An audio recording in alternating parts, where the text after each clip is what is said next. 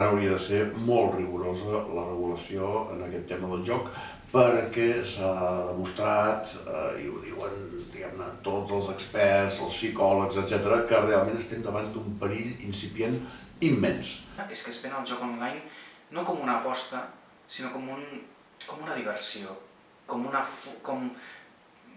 si el fet només d'apostar ja repercutís en un guany sobre l'individu. Un dels grans problemes del joc online és que ha augmentat en grau enorme l'acceptabilitat social del joc.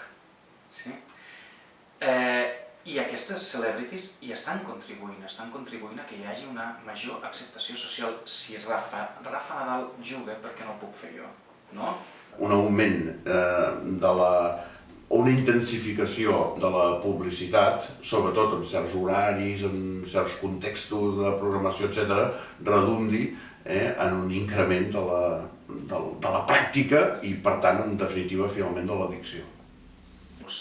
La publicitat, les celebrities, tot aquest ecosistema fa que sigui molt més difícil deixar de jugar. Si us fixeu, és gairebé impossible que durant el dia no vegis com a mínim un anunci sobre apostes online.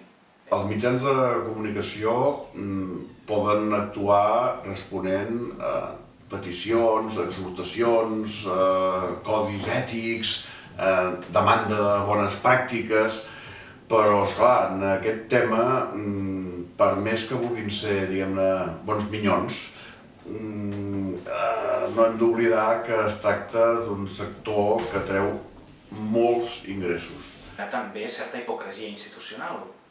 Per què? Doncs perquè els ingressos que reben els estats a través d'aquestes plataformes són molt sucosos i molt interessants.